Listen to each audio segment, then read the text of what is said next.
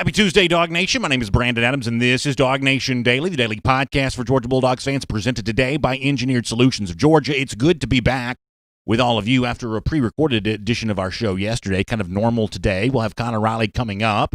Looking forward to having him on the program. A lot of recruiting stuff on the show today. I'm going to dive in deep as well on a topic that we probably have not spent enough time discussing. I've got some numbers I kind of want to kick around when it comes to how Georgia's going to replace one of the biggest names lost from last year's team. We'll do that here coming up in just a little bit. Take care of a lot of the business that's gone on over the course of the last couple of days. It is really good to have all of you with us. Let's get rolling right now as DawgNation Daily, the daily podcast for Georgia Bulldogs fans, presented by Engineered Solutions of Georgia, begins right now. Today's episode of DawgNation Daily is brought to you by Engineered Solutions of Georgia. Dial 678-ESOG now for a solution to your foundation and waterproofing problems. Presented by DawgNation.com. This is DawgNation Daily, the daily podcast for Georgia Bulldogs fans.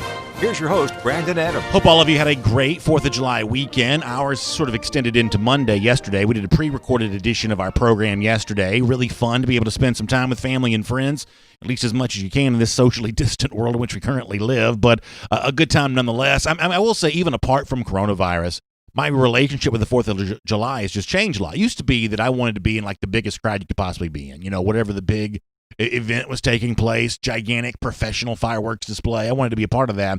I don't quite think I have the constitution for that anymore. I don't like crowds as much as maybe I used to, at least when it comes to stuff like that. Sporting event crowds are still just fine for me, but when it comes to stuff like that, I don't like it as much as I used to.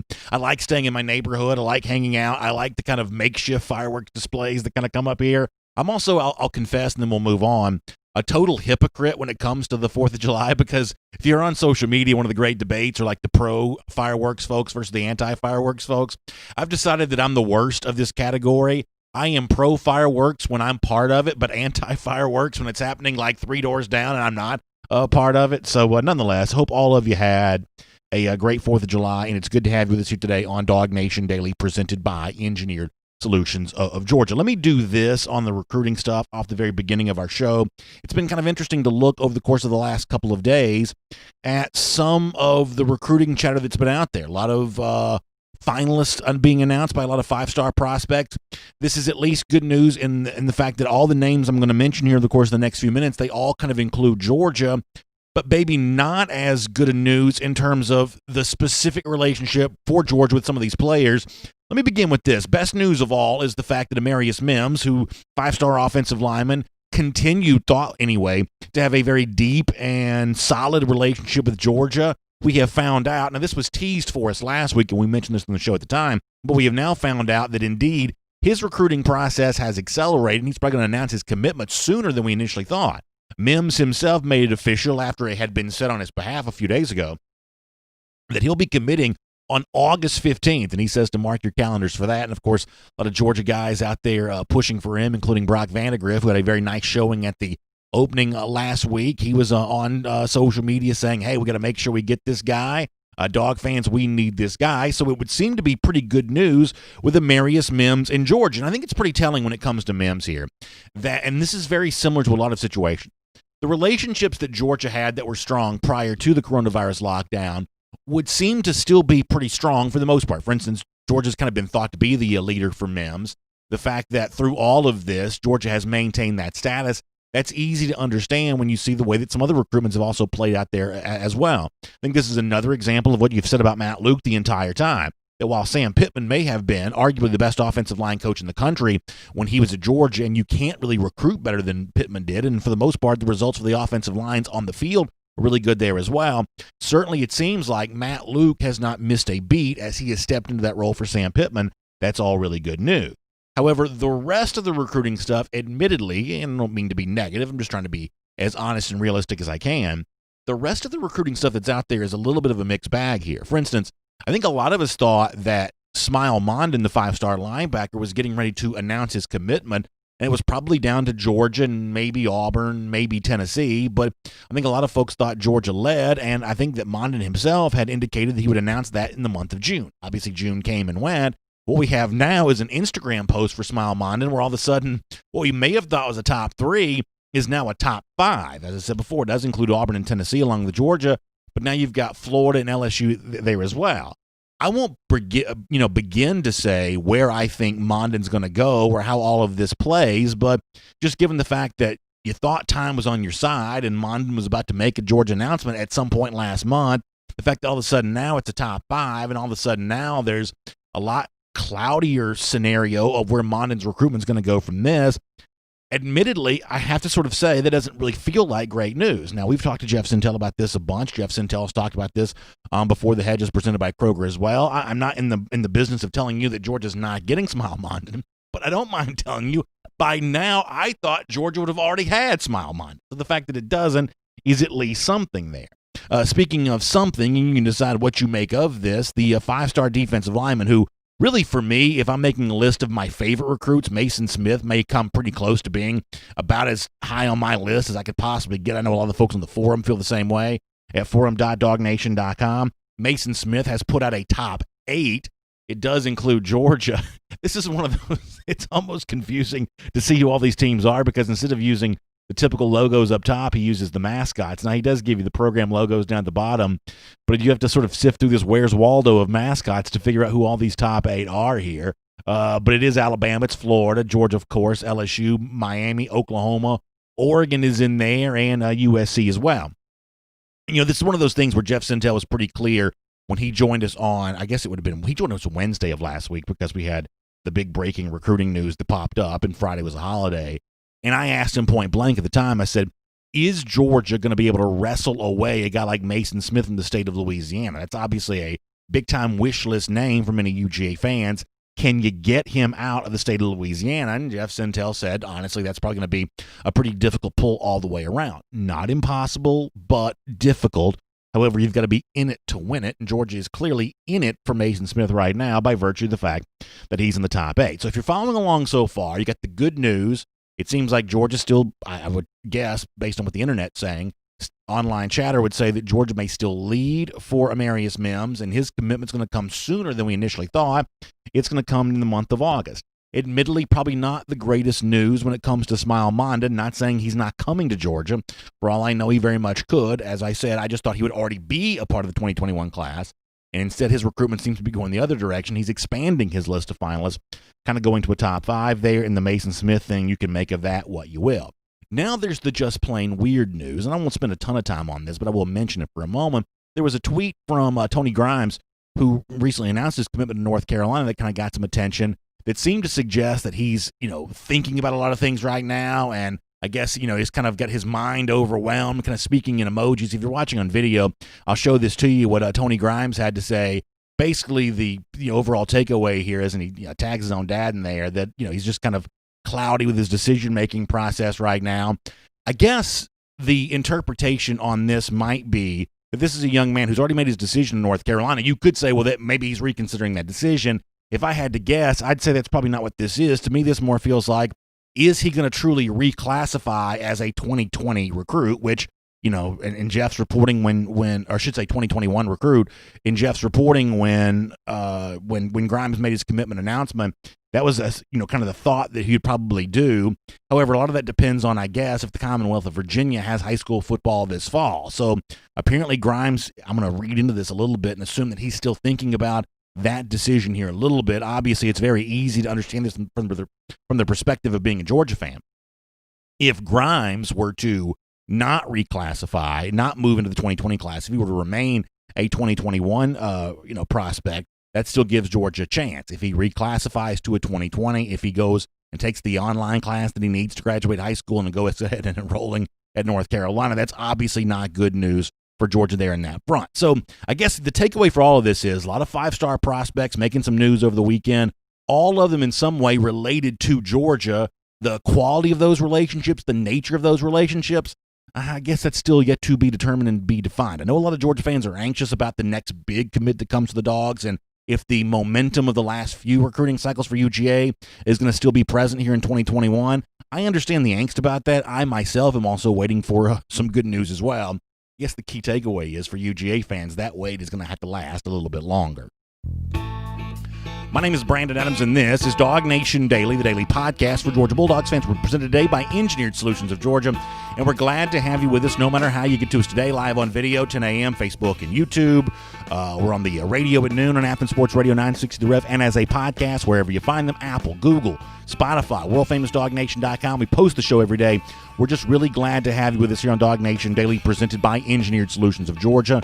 And a big thanks to our friends at ESOG for making the show possible. You know, they are experts when it comes to foundation and waterproofing issues. And let's face it, those are big deals. It's been kind of a rainy year, I would say, in the state of Georgia, which means you're going to deal with more of that kind of stuff. You walk into your garage, you see a wet spot where you didn't used to see one.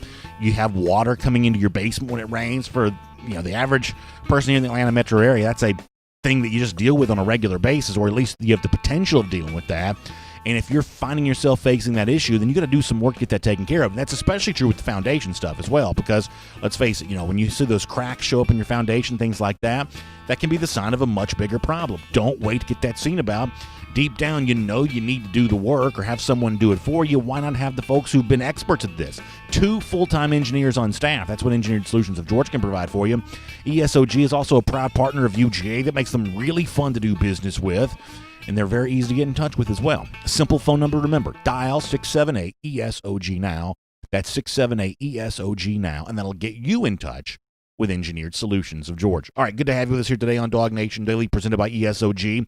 Let me talk about Rodrigo Blankenship for a moment, because I don't think we do talk enough about the challenge that Georgia faces in terms of replacing Blankenship for this upcoming season. He is, after all, another one of those national award winners for Georgia. He was the Groves Award winner as the nation's top kicker. By the way, when he won that award and stood there and received all the accolades that kind of go along with that, he did a great job of kind of telling his story about everything that transpired for him over the course of becoming one of the biggest fan favorites in recent UGA history. On a day in which we're talking about how Georgia replaces him, probably seems appropriate to kind of go back and relive some of that. Here's Rodrigo Blankenship from last winter. It's been amazing. I couldn't have asked for anything better. Just going to the University of Georgia, one of the best programs in the country. Walking on and just having to go to work every single day, and then having a coaching staff turnover is never the best situation, but you play with the cards you're dealt. And I was just going to work every day and just establishing a great relationship with Coach Smart and all the new players that we had coming in, just being able to work your way up, and then having Coach Smart give me a scholarship, and it was one of the most amazing blessings in my life. And then having so many amazing people behind me, my parents, my amazing girlfriend, just supporting me every single step of the way and always showing me how to bounce back and persevere. It's been an amazing journey. When we did our series of DawgNation appreciation videos back, in the earlier spring, I thought it was really telling that DeAndre Swift had mentioned Blankenship being awarded a scholarship in South, or at least everybody kind of finding out about it, in South Bend the night that Georgia had beaten Notre Dame. DeAndre Swift counted that as one of the best and biggest memories that he had of his time there at UGA. So obviously, the Blankenship story, becoming a great kicker for Georgia, was a fun thing for a lot of people. And now Blankenship is gone, and now Georgia fans are left to wonder, how does Georgia replace him for the upcoming year? Well, this is one of those things where I think there's some good news and I think there's some bad news in terms of what Georgia does to replace Blankenship. First of all, the numbers speak for how difficult it's going to be. Blankenship was third in the SEC a year ago with a field goal percentage make of 81.8%. He was also third in the SEC in scoring last year, behind just Najee Harris and the kicker for LSU that obviously was kicking 2 gazillion extra points. So Blankenship was third in the SEC in scoring a year ago. So obviously the numbers themselves speak to a very, very difficult challenge. However, in terms of finding a kicker not necessarily as good as Blankenship, you may actually not need that. You just need a kicker to be good enough. And if you want to go back and look at Alabama back in 2017, I'll probably butcher the pronunciation of the name, but Alex Papanastos, however you said his name, it was the kicker for Alabama when they won the championship in 2017. And as many people remember, not a great kicker, only made 72% of his field goals that particular season. But that was still good enough for Alabama to win a national championship. Let's stipulate this for a moment. It may be very difficult. It may very well even be impossible for Georgia to produce a kicker as good as Blankenship for the upcoming season or in the next couple of seasons. He was the Groves Award winner. But you don't need a great kicker to be a great team. You just need a kicker to be good enough. And the number for good enough may be Papanastos, who is at 72%, near the bottom third of the SEC in field goals made for that particular year, but nonetheless around 72%. Here's what's interesting. if we say, okay, so that's sort of low 70s is the standard you've got to be in, there have only been 6 field goal kickers, the regular kicker for their team, only 6 field goal kickers in the last 3 years in the SEC to have a field goal make percentage lower than 70%. Now think about that for a moment. Georgia's in the need to replace Rodrigo Blankenship, a guy that was virtually automatic for most of his Georgia career. But you don't have to necessarily be automatic. You just have to be good enough. And what Alabama produced in 2017 to the tune of winning a national championship, there have only been a small handful of kickers who have been worse than that. However, the bad news about all of this is, if you just want to be honest here for a moment, and Kirby Smart even joked about this with Rodrigo as he went on to win the Groves Award, that Georgia gave Rodrigo a chance to kick a lot of field goals last year because they weren't scoring very many touchdowns. Think about 3 games in particular, kind of close Georgia wins in big games. Against Notre Dame, Rodrigo was 3 for 3. Against Florida, Rodrigo was 3 for 3. Against Texas A&M, a game that kind of gets forgotten a little bit, Rodrigo was 4 for 4 in a game that Georgia only won 19-13. That if Rodrigo had been a little bit more like a league average kicker a year ago, there's a very good chance that one of those Georgia wins could have turned into a loss. So what's the ultimate takeaway here? Georgia does have a big challenge awaiting it as it tries to replace Rodrigo Blankenship. But raising the overall level of the offensive play may be more important than who your new kicker is. As Kirby Smart kind of alluded to with his jokes a year ago, a better version of Georgia might not need a kicker as good as Rodrigo. It might just need to be a version of Georgia that uses a kicker less. And so that's ultimately the pressure awaiting the Georgia offense for this upcoming season. It's good to have you with us here today on DawgNation Daily, presented by Engineered Solutions of Georgia. Connor Riley's been on vacation, but now he's back. Let's talk to him about some Georgia football. From Athens and across the SEC or wherever the recruiting trail may lead, here's a DawgNation.com insider. I want to bring in Connor Riley here and welcome back to the program. I know for the video folks, sometimes we've had a little bit of an issue with the audio on that front. We have done some great work, some yeoman's work behind the scenes. That should all be cleared away, so we'll be checking in on that as we bring you the interview here today. And, of course, we appreciate your feedback on anything you have going on, whether it be DawgNation Daily presented by Engineered Solutions of Georgia. Connor, welcome back from the beach. We appreciate you being here, and we hope everything has been going well with you, and I trust that it has been. As always, it's a pleasure to be back on your show, B.A. Let me begin with this. There's a lot I want to talk to you about because we haven't heard from you much, but let me just begin with you off the topic that I began with today. I think the average Georgia fan kind of wonders where the elite signees are going to come from when it comes to the 21 class. And yes, we've joked about this kind of stuff before, of the idea of, what's wrong with Georgia recruiting and everything ends up being fine. Kirby Smart's obviously fully established for himself a great reputation as a recruiter, but admittedly, there are a lot of guys that seem to be leaning elsewhere right now, or at least have the possibility of leaning elsewhere in a way that we would not have considered to be much of a concern a few weeks ago. As more of a level-headed, somewhat more objective viewer, what do you make of all of this? I think Georgia, perhaps more than any program in the country, I think really needs to have visits sort of open up and be allowed once again. And obviously, a lot of that is going to depend on how this country handles the coronavirus and what the NCAA decides to do. But, in talking with Jeff about this, you look back to last year, Keely Ringo, Darnell Washington, Kendall Milton, I think those recruitments were all sort of won long before they ever entered Sanford Stadium for a game in the run-up to their 2020 decision. I think the visits those guys took over the summer, I think really secured how they felt about the Georgia program, and they just don't have that opportunity to impress recruits this summer. So, with a lot of these national guys that they're after, a guy like Mason Smith from Louisiana who can't easily get to Athens or would normally make that kind of a trip. Guys like Tony Grimes, guys who would have to take a flight to get to Georgia.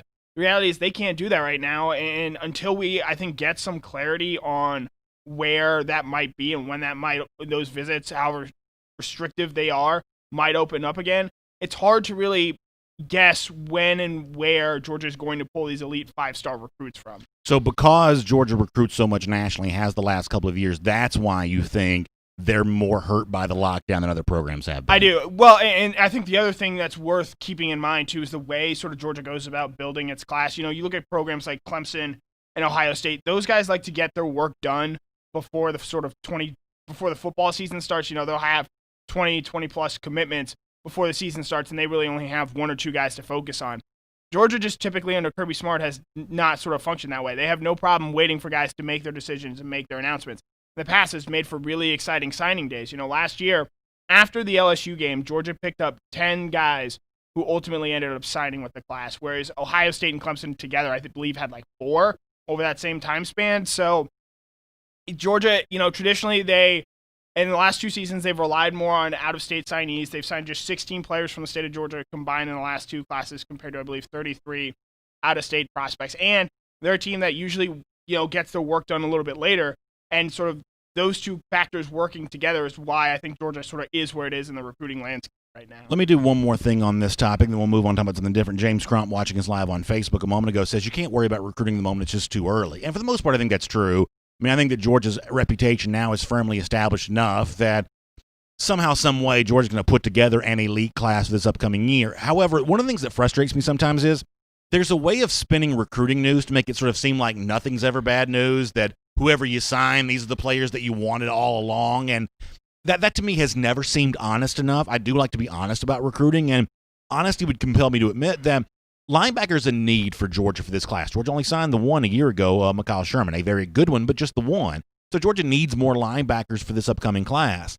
Knowing that it's a need, knowing these are in-state guys, if you were to whiff on a Barrett Carter, which Georgia has, if you were to whiff on a Smile Mondon, it's way too early to know where any of that's going, but position of need, multiple guys at the elite level in your state, if you were to miss on those linebackers, you'd have to call it a loss no matter what the Georgia class ends up being ranked when this is all said and done. Yeah, I don't think you can have Kirby Smart come out and say it on National Signing Day back in February, this 2021 class, we need to sign linebackers and great linebacker prospects, given, what they're standing to lose and who they also didn't sign in previous classes. And for arguably 2 of the top 5 linebacker prospects in the country to both be in your backyard in the sort of greater Atlanta area, and see both of those guys go elsewhere and potentially go to teams that you're going to have to play and see. Barrett Carter's first game in a Clemson uniform is going to be against Georgia. If Ishmael Mondon goes to Auburn, Georgia's going to see him every single year. To see those guys go to those sort of programs, that's, in my opinion, a significant loss, just given how much emphasis they've had to put on the linebacker corps in this class. And then to see them go to their biggest rivals, I think that's a bad look for Georgia on the recruiting front. I want to talk about something you wrote before you went on vacation. That's a look at ESPN's take on Georgia's most important game for this upcoming season being Florida instead of Alabama. And the point that you made, or at least that I made on this last week when I referenced your story about this, is I almost think you have to earn Alabama being your most important game. It's a very common refrain in sports, the people that hold up the sign that say, "We want Bama." For the most part, the people who chant "We want Bama" are doing it as a joke. They don't actually want Bama. In Georgia's case, it does want Bama. But I think that Georgia, if you want to say they've got one more year of truly vanquishing Florida before it can look at Alabama as its most important game, of course, don't always play them in the regular season, Alabama as the most important measuring stick for Georgia, I'm okay with saying, hey, handle Florida one more time, and then you can truly graduate to start worrying more about Alabama. I'm actually okay with saying that. So I realize I've already lost this debate because I am talking to the chief Gator hater here. Right. Florida is obviously, on a sort of a more micro level, obviously the most important game of the season because you win that game. The last 5 years, the winner of that game has won the SEC East, and I think that's how it's probably going to continue for the foreseeable future. And to win the SEC, you have to win the SEC East first. So I certainly understand, the people that want to make the arguments for Florida and the micro sort of level of importance of that game every year on the Georgia schedule, and along with the rivalry as a whole. But in taking the 30,000-foot view, as Jeff Sentell would like to say, and sort of examining it from a macro perspective, from the sort of national college football fan perspective, I do think that Alabama game is more important because I think that allows Georgia to sort of make statements that a lot of, opposing fan bases take snipes at for Georgia. They can't get it done against Bama. Yeah. Kirby can't beat Saban. I think if they beat them, I think a lot of sort of the quote quarterback questions, unless it's like the 2012 Florida-Georgia game where it's just turnover fest and real ugly. I think if Georgia beats Alabama in that game, I think a lot of the quarterback questions sort of disappear a little bit. So from a larger, taking a step back perspective, I think Alabama has a chance to rewrite a lot of the narratives that are being written about Georgia right now. So at some point in time this week, I want to talk more about this because the counter argument to the point that I made a moment ago, the reason why you could potentially say the Alabama game is the most important for Georgia, get this for a moment. if Georgia wins on the road in Tuscaloosa and then loses the SEC championship game, let's say it's to Alabama, in a rematch, or really LSU or anybody else, at that point in time, then Georgia's argument for making the playoff as a non-SEC team, or I should say non-SEC champion, is stronger than it ever otherwise could have been. Because conversely, let's say that Georgia lost in Tuscaloosa but won the SEC championship. They would seemingly have an easier path to the playoff because they're the conference champion, yet the game they would have won would have been the easier one to win, the one played on a neutral field as opposed to the opposing stadium. Alabama's lost twice in Tuscaloosa since 2015. This is not an easy place to get wins on the road. The one argument you could make for Alabama being the most important regular season game for Georgia is that they may punch their ticket for the playoff simply on the basis of winning that game. So, and to your larger point, I think if teams have shown, if you're able to get through the SEC regular season before even that SEC championship game unbeaten, you've already locked up a playoff spot. If LSU had somehow lost to Georgia last year, LSU was still going to be in the college football playoff. I think that Alabama team that Georgia lost to in 2018, had Georgia won that game, I think you see two SEC teams in the playoff once again, Georgia and Alabama. So I do think, winning that first game, it makes, that potential rematch in the SEC, and obviously Georgia wants to win the SEC every year. But if they win that first game and they do beat Florida, they're 12-0. In my mind, regardless of what goes on in the rest of the college football landscape, because just given we know that there aren't going to be that many undefeated teams at the end of the season, I think Georgia would probably already have their college football playoff spot locked up. Now, winning those two games, I think, is a very tough ask, and I personally right now I don't think that will happen. I think they'll have to win that SEC championship game to get into the college football playoff. But again, back to the sort of macro, larger level, that Alabama game I think is just going to say a lot more about the Georgia program than maybe that Florida game will. Yeah, because here's what I think, and you can decide for yourself if this is fair or not. But I think that Georgia doesn't get the benefit of the doubt that Alabama gets. You say if Alabama lost in 2018, they still made the playoff. We know they made the playoff in 2017 as a non-SEC champion. Because Georgia hasn't won the national championships that Alabama has won, there's more skepticism in that sort of number 5 overall spot, putting them in the playoff as one of the 4 best teams, as opposed to the 4 most deserving or whatever the argument you end up making is. For LSU a year ago, you say, had they lost the SEC championship, would have still made the playoff. First of all, they won at Alabama, so maybe that's a argument in favor of that game being a true validation. They were also scoring 1 million points a game. I think the public is comfortable with the idea of a high-powered offense, like that, being in the college football playoff. The point is, because Georgia hasn't yet achieved some of these things, it needs every point of validation it can get. Toughest place to win in college football, arguably, is Bryant-Denny Stadium. So that's, I think, my case for, even though I understand making the argument for Florida, my case for Alabama is that Georgia needs some of that validation that multiple national championships kind of provide a program like Alabama. And Georgia and Florida, they're going to be fighting wars against each other every single year. Say what you want about Dan Mullen. It's clear, and you probably agree, he's a very good football coach. I think the question with him is, how great of a coach is he? With Alabama and Georgia not set to sort of play them every year, and it's not guaranteed when the next time we're going to see Alabama, I think that the opportunity to win that game in Tuscaloosa on September 19th, assuming it still happens, and I think that it still will. I think assuming that game happens, Georgia winning that, I think, goes a long way in saying what Kirby Smart is building and what it can, and what more than the Florida game, that game can speak volumes about the direction of where this Georgia program is headed. That's an interesting take that we could probably spend a lot of time talking about. But let me move on that for now. There's a weird thing, and I did this on our pre-recorded show from Monday. There's a weird little pocket, and this is a small corner of the internet. It's not a big deal yet. But a pocket of online chatter that says, well, Emory Jones is actually better than Kyle Trask anyway. Like, there's this, it's not the mainstream, but it's not, non-existent either. This group of people that want to say, well, Kyle Trask is whatever, but, you don't have a lot of returning receiver productivity, still have a very limited running game. You need the most athletic quarterback you can find. Emory Jones actually been better than some people realize when he has played. What do you think the chances are that, taking injury out of it, that Florida plays a different quarterback than Kyle Trask, I'm meaning Emory Jones here, when these two teams play on Halloween night? Pretty slim.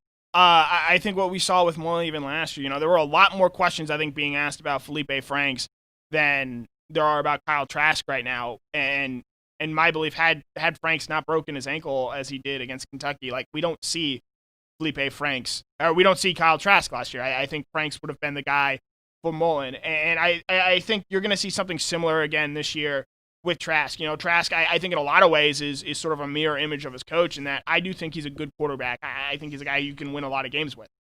But I don't know if he's a great quarterback, and I don't know how sort of great he is and how much he elevates these sort of flaws on that Florida team, specifically their lack of a running game and the questions they have at the wide receiver position. But I also don't think that necessarily inserting Emory Jones over him is sort of a lock thing that we're absolutely going to see. Florida's schedule is much, much weaker than Georgia's, and I think that's going to allow them to rack up a lot of wins. And if they're not really struggling, I don't think there's going to be a need to insert sort of more controversy or more tougher decisions by saying, hey, how much more do we have to play this Emory Jones guy who might have more upside than Kyle Trask, but is also going to have some growing pains as he sort of gets adjusted more to teams' game planning. I'll make this quick. Here's why I think this is relevant for UGA fans. I think it's very interesting that some people, even though Kyle Trask is commonly cited as a reason for why Florida could win the SEC East, there are still some people who are seemingly not satisfied with Trask and are kind of wondering, well, maybe Emory Jones is the better guy anyway.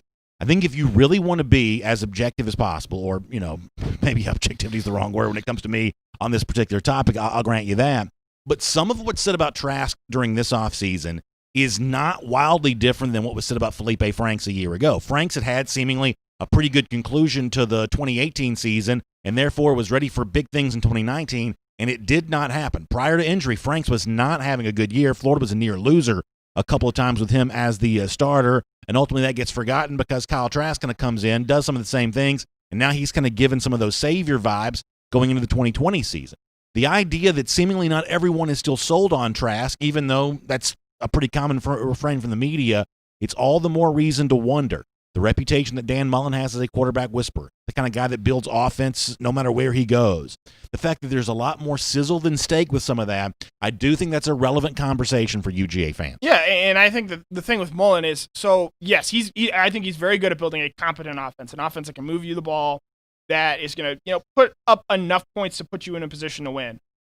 But it's not like he's Joe Brady out here. It's not like he's even, I know you're not a fan of him right now, Lincoln Riley out there. He is not sort of building those offenses. Oh, we're going to get to Riley before the show's done. He is not sort of building these offenses that are regarded, I think, as the truly elites of the college football. But because he has so often done less, or he's done more with less, I think he sort of gets sort of elevated in how he's seen by the national media.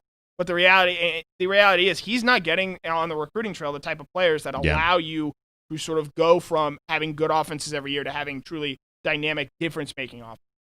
I've made this point. We'll get ready to wrap up because now we're just sort of getting into my, trollish ways. But I've made the point a couple of times in recent shows that if you look at the last few years, Mullen's 2 years at Florida, final year at Mississippi State, that's just a for instance here, defense has been better than the offense on every single one of those teams. Yep. That Todd Grantham's actually coached up a better defense. They've had more talent on the defensive side of the ball as well.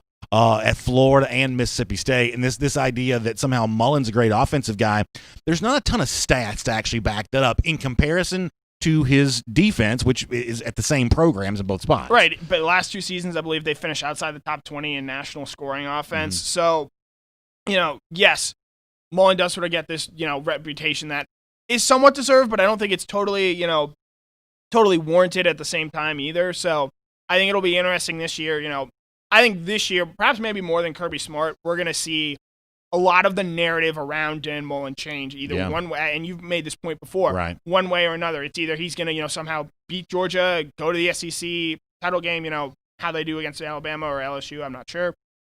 But he'll sort of validate what a lot of people have said about him, or he'll lose to Kirby Smart again. And when that happens, I think a lot of the shine is going to be off Mullen in this Florida program. Yeah, and we'll finish with this. I have readily admitted that if Mullen were to beat Kirby this year, far inferior, average talent, everything else, someone like me will have to come on the air and admit that, yes, you can, coach up lesser players and win a game against a program like Georgia. You'll be forced to admit that. I don't think it's going to happen, but I'm not going to hide from that. If it does happen, I'll have to admit I'm wrong. However, I want the same stakes to exist for the other side there as well, because after a couple of years worth of Mullen's finally got the quarterback that can help him get over the hump against Georgia, if it doesn't happen this year when Georgia's had to go to the ranks of the transfer world to bring in its quarterback, have to bring in an offensive coordinator from kind of outside Kirby Smart's typical philosophy, if it doesn't happen this year, I don't know how you ever resurrect that Dan Mullen storyline moving into 2021. I just don't know how you do it. So I'll ask you one final question to sort of tie everything we've talked about together. Which game means more to which coach? Kirby Smart against Alabama or Dan Mullen against? I think it's a really good question, and you could obviously argue for either side, but let me tell you why I think it's Kirby. Because when you have a chance to end someone, that's incredibly valuable. We saw Kirby end Butch Jones. We saw Kirby end Paul Johnson. We've seen Kirby, I'm probably even forgetting some of the guys, end Jim McElwain, of course. When you have a chance to end someone, to truly finish them off, that makes the game more important because, Kirby's trying to preserve sort of a perfect record against Dan Mullen, where Dan Mullen's just trying to enter the chat when it comes to Kirby Smart. So from that standpoint, even though, Mullen's trying to climb his way up the ladder, Kirby Smart's opportunity to vanquish Mullen for what I think could potentially be a final time, to truly sort of end that narrative all the way around, I think it makes the game still more important for Kirby, even though Kirby's the one that operates from the standpoint of the winning streak. Yeah, and I probably agree with you there. I think if Mullen wins that game against Georgia, I think that validates, like you say, just about everything he does. The questions about it is how does Florida recruit, especially at the top end level. I think a lot of those questions disappear if Florida does beat Georgia this season. All right, good stuff, Connor. It's good to have you back in the saddle this week, both on DawgNation Daily and at DawgNation.com. We'll look forward to talking to you soon. As always, a pleasure.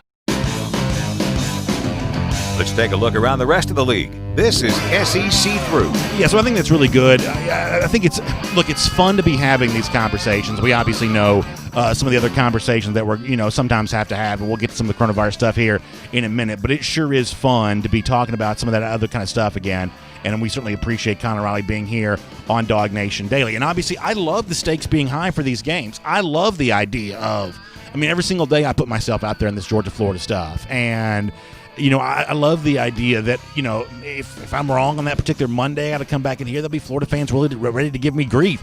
There will be fans of other SEC teams other than Florida and Georgia that are ready to give me grief just because I run my mouth and, talk a lot of trash or whatever else. So I think all that's really fun. And I think that, some of the arguments, we'll probably do more of this on the show later on this week, but some of the arguments, for the Alabama game and what Georgia has a chance to accomplish there, validating itself whether it wins the SEC or not, I think that's probably pretty interesting too. So we'll probably spend a lot more time on that coming up. Probably the biggest news that happened while the 4th of July break was going on was with the NCAA. And this is one of those things, and Texas A&M. This is one of those things that probably sounds worse than it is. Some recruiting violations going back a couple years ago. Jimbo Fisher now has a show cause attached to his name. All that really means is that, these sanctions follow him if he's were to take another job, which he's not going to do. I guess Graham, the current Tennessee running backs coach, kind of gets caught up in some of this there as well. Jimbo is going to be limited in terms of, his recruiting ability, for the upcoming fall. For the most part, this is much ado about nothing. It happened. You get slapped on the wrist and you kind of move on. And I think the Texas A&M probably is moving on here, and that's probably the most important, I think, takeaway for all of this. This is happening very quietly because it's so far away from here. But A&M has been a much bigger player in recruiting than a lot of people probably realize, and I think are set up to have a very good season this upcoming year. We always joke about this, but it's true. I talk about Jimbo Fisher in terms of him being a good coach. I think at the end of his time at Florida State, I blame the failings of that institution a lot more than I blame Jimbo Fisher. Let's face it. After that divorce, I think that Jimbo Fisher comes out looking a little bit better for the most part than what Florida State has looked like in a post-Jimbo Fisher world. So I think the real takeaway here in terms of if you saw this headline, you're not quite sure what to make of it. I think the real takeaway is that Florida State, Texas A&M, is not slowed down at all by this stuff. A lot of Georgia fans wonder, does it make it easier to get an LJ Johnson or somebody like that? I really don't think this is going to have much of an impact on Texas A&M's 2021 recruiting class, nor do I think it slows down what has been a pretty impressive, run as of late for A&M in acquiring talent. We talked about this on our pre-recorded Monday show. According to BetOnline, A&M is 4-1 right now to win the SEC West. Ultimately, that's not my pick to win the SEC West. I'm taking Alabama.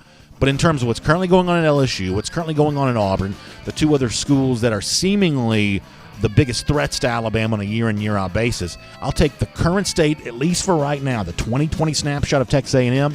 I'll take that over what's happening at Auburn, what's happening at LSU. And frankly, if it comes to pass this year that A&M finally puts some more successful football together, then it could truly have some staying power. It's probably the farthest away of any of the main major SEC programs for Georgia.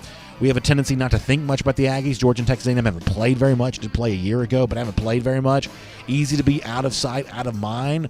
But I expect the Aggies to be a major part of the 2020 SEC story. And I don't think the recent NCAA infractions announced do much to change that whatsoever. There was some big recruiting news over the weekend. This is kind of closure to a story that we've talked about before. Caleb Williams, as expected, committed to Oklahoma. Now, I want to admit something for a second. There's a lot about Lincoln Riley's personality I don't really like. I thought it was kind of funny over the weekend. This was an inside joke with Oklahoma fans. He tweeted out the idea of it's just another weekend, basically meaning that, hey, no big deal. Oklahoma fans were obviously on pins and needles about getting Caleb Williams, and he joked about that with them. However, a lot of, patriots on 4th of July weekend, when they saw Lincoln Riley saying it's just another weekend, they took that to be an anti-patriotic message. So for a brief moment, Lincoln Riley kind of got dragged on social media, which I'm going to lie to you, I didn't really hate because I don't always love everything that Lincoln Riley does. He's sort of the Karen of the college football world in my mind sometimes. But nonetheless, they did get Caleb Williams. Williams has kind of become a controversial figure in the last few days of really nothing of his own doing. As we talked about, a lot of people weren't that happy with the way that the Elite 11 camp played out, where it was supposed to be, the MVP of the camp was supposed to be on the basis of 50% of your junior film and 50% of the performance at the camp. Obviously, the coronavirus has changed everything, has changed the Elite 11 camp. And then, according to some firsthand accounts of people on the scenes, maybe Caleb Williams wasn't doing so well. So Trent Dilfer, who's kind of the face of the Elite 11, changed the criteria. All of a sudden, now it's not 50-50. Now it's the evaluation will be made on 75% of your junior film, and that gave the nod to Caleb Williams to win the camp MVP. I think that Williams is probably a pretty good guy and a good player. I don't think it's his fault that the Elite 11 became a sham this year. But nonetheless, it's been kind of weird to see Williams become kind of a controversial figure on the recruiting trail here over the course of the last couple of days. But he is at Oklahoma. Oklahoma has obviously developed quite a reputation for bringing in quarterbacks and doing good things with quarterbacks. And we'll see if Caleb Williams is the next in a line there. We'll make that your SEC through. And here on DawgNation Daily, presented by Engineered Solutions of Georgia, this is one of those things where I get sort of tired of talking about the coronavirus stuff because I can't stand it. But it's one of those things that's just kind of out there, and we have to address where it's going, especially given the fact that there was just sort of a lot of angst. I try not to spend a ton of time on social media on these holiday weekends, and for the most part, that's what July 4th was for us here at DawgNation, kind of a holiday weekend. But when you pop back on there on social media, you see some real concern, some of it genuine, some of it melodramatic, but you see some real concerns about, what's going to happen for college football this upcoming season. I do think it's telling a couple of things here. For the most part, you don't see any of these concerns currently taking place with the NFL. The NFL seems to be all systems go. They've recently announced the training camp is supposed to happen as expected. I guess the preseason could be wildly different. But for the most part, you don't hear very many people willing to concede the possibility the NFL may not take place this fall. And obviously, some people will come back and say, well, yeah, but NFL players get played, college players don't. And that's certainly fine. I think the misunderstanding there is the number of college players that are somehow playing college football against their own will. The idea that they are being forced to play college football, I think that's probably maybe a misunderstood part of this. I did think it was interesting. This is the one piece of news we'll get to on this, that the University System of Georgia is still planning on having classes this upcoming year, but I guess also now going to a mask mandate after it was initially just, I guess, strongly suggested that masks be worn. The University System of Georgia, this is not just UGA, this is Georgia Tech too, and some of those other, sort of big state schools now facing, now mandating that students wear masks this upcoming year. It sounds like the professors and the instructors were wanting this. And, listen, all I know is to say this. I'm going to take it as good news for college football that the university, I'm talking about the universities themselves, the schools themselves, are still talking about the ways in which the classes can take place. And yes, I know it came out the other day that Harvard's going to be online this upcoming year. I will echo the sentiments of a lot of people. Harvard has a very different standard for what it can get away with than the average school can. Harvard's essentially selling a diploma that's a ticket to the elite circles of power in the country. For the most part, colleges are selling a normal college experience to middle class people who it's a little bit of a financial stretch to pay for. The less normal that college experience becomes, the more people are going to kind of think about, is there something better that I can do with my educational experience as opposed to taking these classes, via Zoom. So the fact that the colleges themselves are still talking about taking place, even if it's with a mask mandate, which I guess probably seems like a pretty good idea as far as I know with all of that. I'm going to take that to still be some good news in the midst of what seems like a lot of angst, a lot of concern about college football taking place. I've said before, I'm not going to be anything but honest about any of this. I have no idea what the right thing to do from a science perspective is. I am very biased in terms of how much I think our society needs college football. That's obviously not at the expense of doing something for the benefit of public health or whatever else. I mean, obviously, that should be able to go without saying. I'm looking for reasons why this season can occur and can take place. And the fact that, the powers that be that run the college part of all of this, the fact they're still talking about students on campus, the fact they're still talking about, ways in which that can happen, to me kind of opens the door for college football to also take place as well. And, as we said with the Reese Davis comments as a part of Monday's show, there's some much needed optimism right now that occasionally pops through. When it's there, we'll find a way to bring it to you here on DawgNation Daily, presented by Engineered Solutions of Georgia. But obviously with all of that, there's still a need to do your part and do the right thing and stay healthy, and obviously continued thoughts and prayers out there to everyone trying to get that done. It's a lot more fun for us to talk about the regular college football part of this, and you do that with thinking about some of the big games that take place this fall and some of the recruiting storylines that kind of fall into place.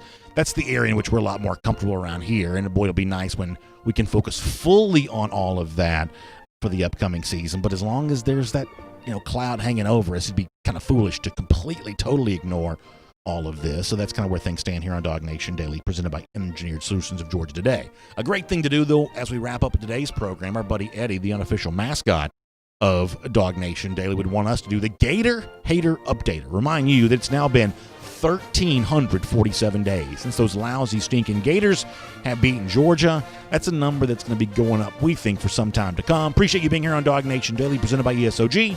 We'll see you again tomorrow. And on video. Time now for our R.S. Andrews Cool Down. We appreciate all of you being with us, whether it be Facebook, YouTube, whatever else. Coming soon again on Twitter. I don't know if y'all feel the same way I do, but this new Facebook video interface is totally annoying. It's pretty clear they're trying to be a lot more like YouTube, because one of the things that YouTube does is YouTube introduces you to a lot more videos, and all of a sudden now that seemingly is what Facebook has made its goal, is to get you more interested in other videos there as well. So I can't stand that, but I'm always glad to have our Facebook audience with us here, and we'll get some of your comments here coming up in just a moment. By the way, R.S. Andrews makes it possible. Air conditioning, heating, plumbing, electric. R.S. Andrews does all those things for us.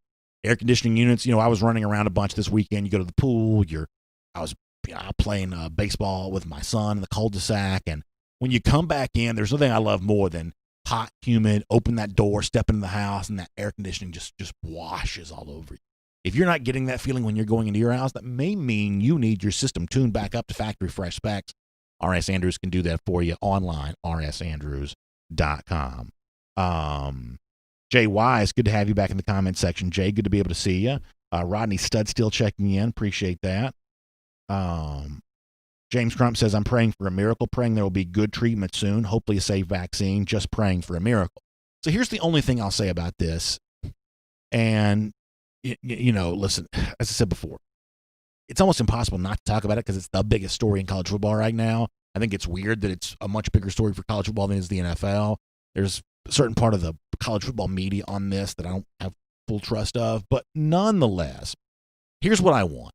I don't want to hear what people are against. For instance, Matt Rocavino a moment ago was mentioning people who are against masks. I don't want to hear what you're against. Against masks, against lockdowns, against, restart. I want to hear what you're for. If you're for, canceling the season, canceling them to win. How long do you want to cancel it for? And if you're for getting life back to normal, I guess I'd want to know at any cost, at any, expense whatsoever. I think there's too much talk about what we're against and not enough talk about what we're for. Ronnie McRae Stud still says, do you think that Georgia beats Alabama this year? Yes, I do. I think that is going to happen. And listen, I think when you look at what Georgia needs to do offense, score more points, explosive plays, I think when you think about the Alabama situation, the number of questions facing Alabama are still, I think, pretty significant. I mean, look at Najee Harris here for a moment. It was great news for Alabama when Harris came back, but I don't think that the presence of Harris, even with a good statistical season a year ago, I don't think that changes the fact that you still want to know, can Alabama run the football when it really needs to? Can this still be a physical team? Now, the answer may very well be yes, but that's an unanswered question for Alabama, because I do think that I think one of the costs of the Tua Tagovailoa era ended up being that Alabama just wasn't as physical as it used to be. And it's one of the reasons why I've said before that for Zamir White, who I am assuming is going to be Georgia's leading rusher, for White going into Tuscaloosa, you outrush Najee that day. That's a big way in which, Georgia can get a win right there. And Georgia's defense obviously plays a role in this there as well. Georgia became much better against the run last season than it had been previously. But one of the real fun storylines, September, for an Alabama team that no longer has Tua Tagovailoa, that's lost two of those great receivers, they kind of want to try to, re-up some of that physicality that Nick Saban's kind of always known for. But that's not necessarily a switch you just flip on when you want to. That's one of the things that's hurt Texas A&M. The lack of physicality for the program is one of the things that slowed the development of Jimbo Fisher's Aggies. But one of the reasons why I would give Georgia confidence to win the game in September against Alabama is because I just believe that Georgia for now is the more physical of the two programs. Now, physicality alone is not going to win the game for you, but physicality in the SEC still matters, and so that's one of the reasons I would say that. Al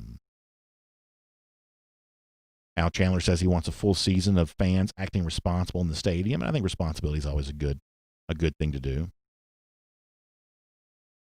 Brad Hotnett says if Mullen gets Kirby once, it doesn't make him a better coach. Is Muschamp a better coach?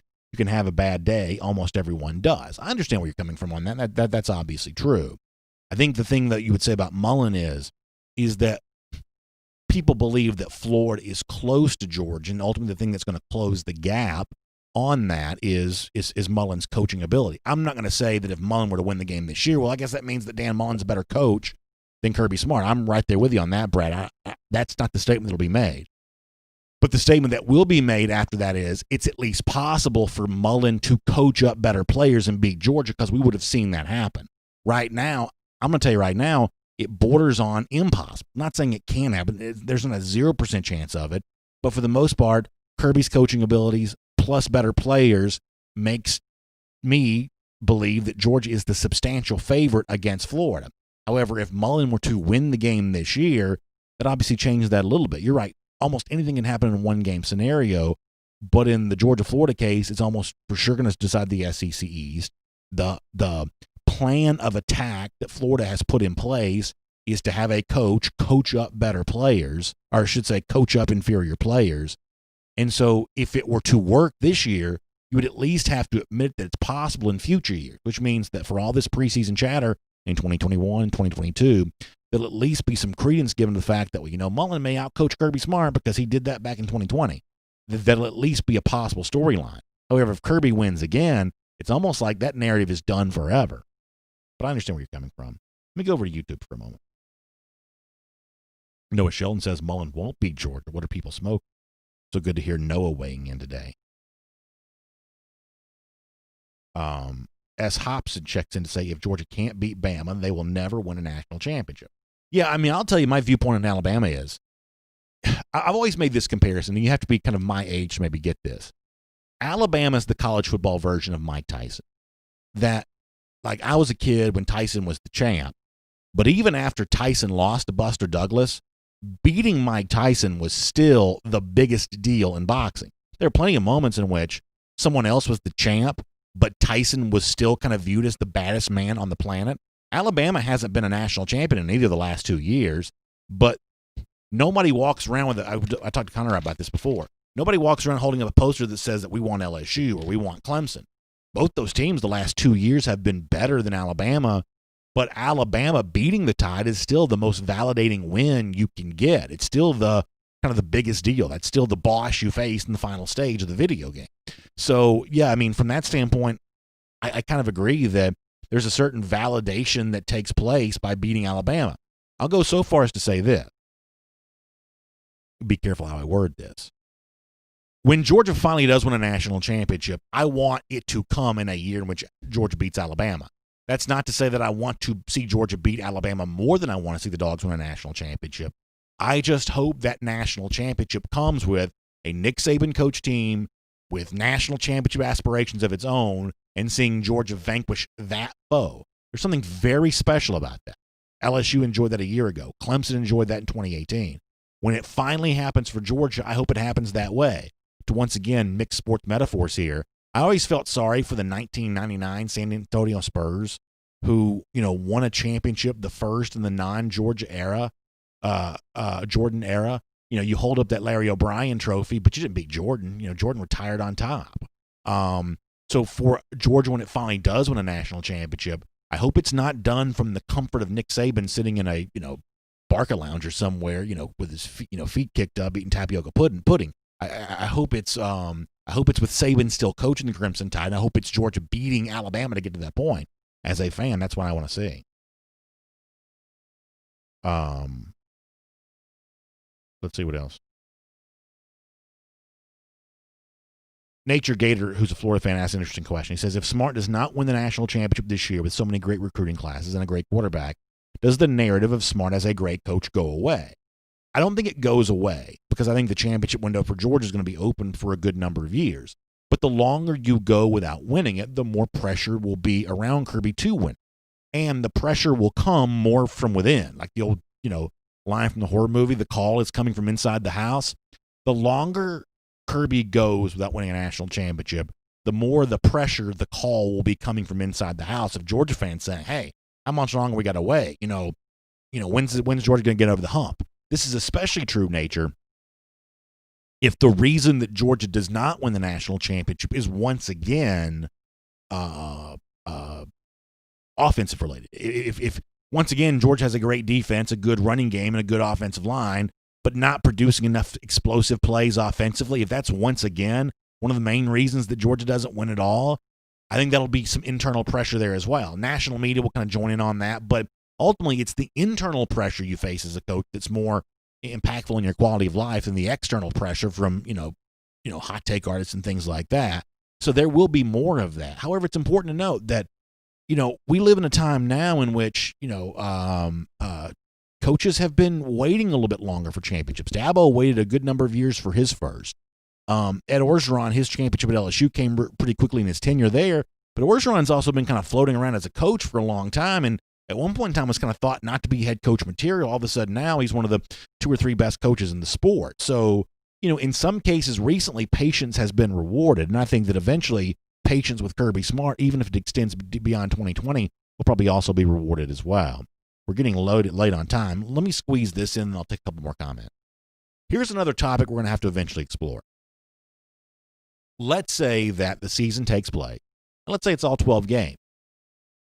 But let's say that it's, limited fans or in some cases no fans, whatever else. Let's say that it's just a different kind of season. I heard there's a guy that, do y'all know who Nick Wright is? He does one of the FS1 hot take shows. Of the TV hot takers, I actually think he's sort of sneakily underrated. He made a point the other day I thought was really good. That for the people that don't like LeBron James, they're going to wait and see how this NBA season plays out. And if LeBron and the Lakers win the title, there's going to be this thought of, well, the season doesn't really count because it was a shortened season, so this doesn't add to LeBron James' resume. However, this is the guy on FS1 that said this. I thought this was a good point. He said, however, if the season ends with LeBron not winning the title, then that will become a point of evidence for people who want to say bad things about LeBron. Now, ultimately, I don't care where you kind of come down on the GOAT debate. I think it's a pretty interesting point. And I think it's completely relevant for college football as well. I think all of us have to decide going into the season, does it count or not? In other words, for the people that have been saying it's been 40 years since Georgia won a national championship, you got to decide before the season begins if this season counts or not. Because if it's a weird season where whatever happens to make it weird and Georgia wins the national championship, I don't want to hear from people after the fact, well, it's not a real championship because there weren't fans in the stands and there weren't this and there weren't that or whatever else. We got to decide going into the season, does this count for resumes or not? For the good and for the bad, and I'm of the belief that if the season takes place, it counts.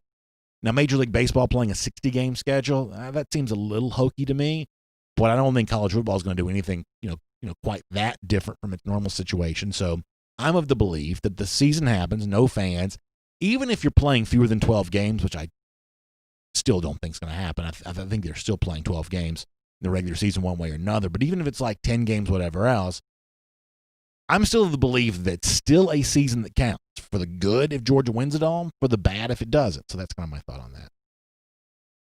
All right, a couple of more we're going to get out of here. James Wade says, leave Coach O out of the topic, LOL. Always good to see James weighing in. Noah says he doesn't care about basketball. I was just using that as an analogy. All right, let's see what else over here.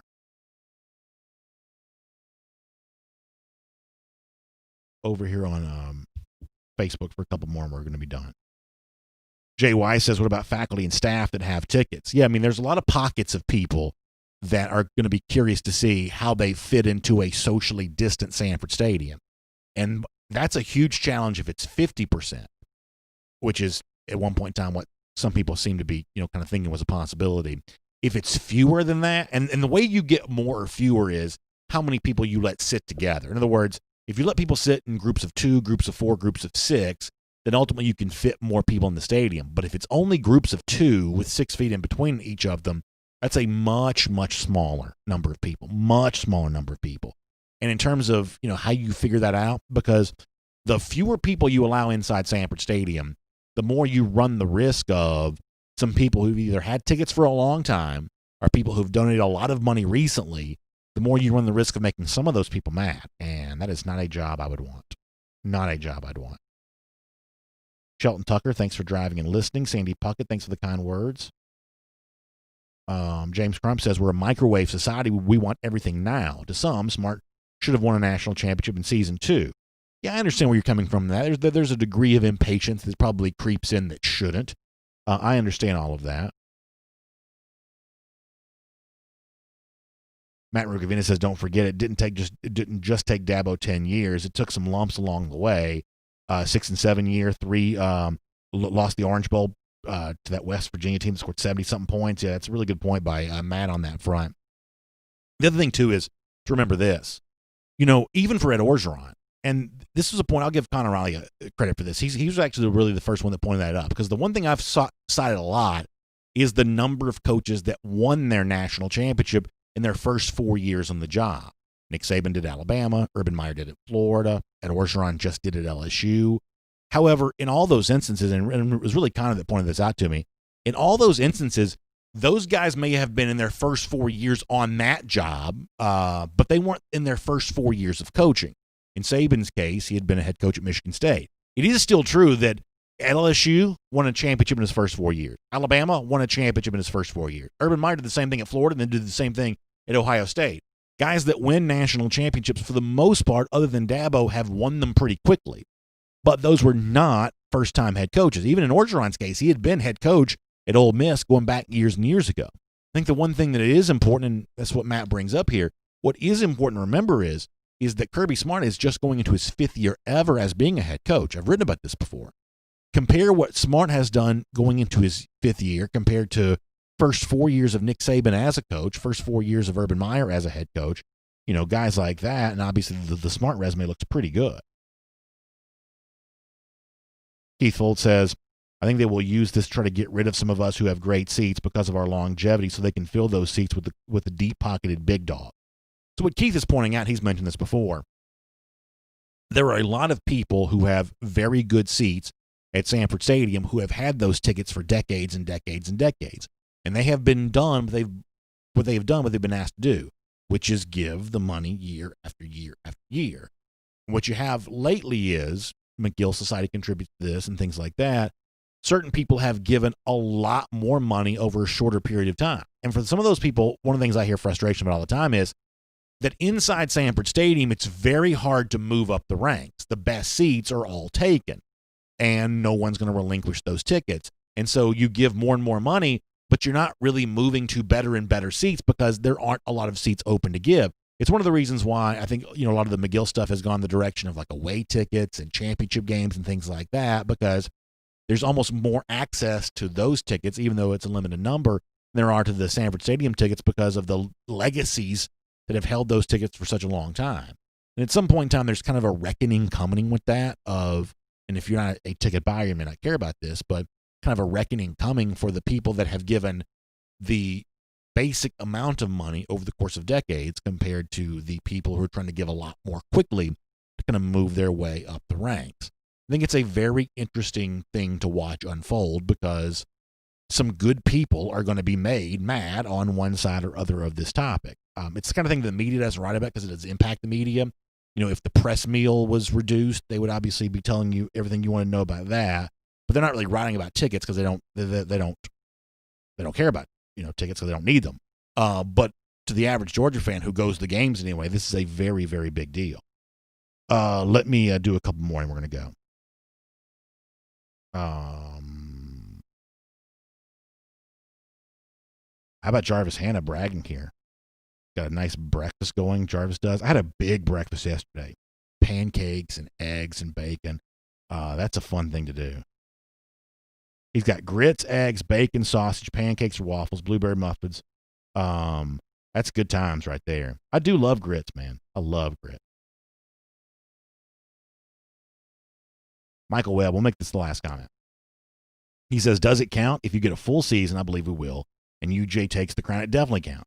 New offense, transfers at key spots, off-season totally screwed up. You went under that, it counts and then some. So good comments there from Michael Webb. Really good stuff. All right, we appreciate all of you being here for the R.S. Andrews Cool Down here today. Air conditioning, heating, plumbing, electric. R.S. Andrews can be trusted for all of those very important things, those systems kind of behind the walls in your house. You can't see them, but it's important to have experts who know how to handle them. That's what R.S. Andrews does. You can find them online at rsandrews.com. If your water heater goes out, in many cases they can replace it for you the same day. But you've got to find them online at rsandrews.com. They bring the R.S. Andrews Cool Down to you. Good to be back with you live again today, taking your comments. We appreciate you watching the show yesterday in kind of a pre-recorded fashion. We'll have vacation coming up in a couple of weeks. I think yesterday seemed to go well. We'll do at least some pre-recorded stuff for the vacation week here in a couple of weeks, so we'll do that then. But talk to you here tomorrow in person for DawgNation Daily, presented by Engineered Solutions of Georgia and our R.S. Andrews Cool Down. Let me also give a shout-out to the AJC, Atlanta News Now. I am not going to sugarcoat it. It was a rough weekend in the city of Atlanta. That's not good news. But the aftermath of that still kind of goes on. And you can follow all of that online at ajc.com. I mentioned the masks requirement for the University System of Georgia. There's some stuff on that at ajc.com. Also some sports stuff there as well. Nick Markakis is not playing the upcoming season for the Braves. What's going on in the MLS as the Atlanta United tries to get back going again. So you can kind of follow all of that in online, ajc.com. Get your Atlanta news now at ajc.com. Have a great day. We'll see you back here tomorrow morning, 10 a.m. for DawgNation Daily, presented by Engineered Solutions of Georgia. We'll talk to you then, everybody. For more DawgNation videos, check out youtube.com/DawgNation.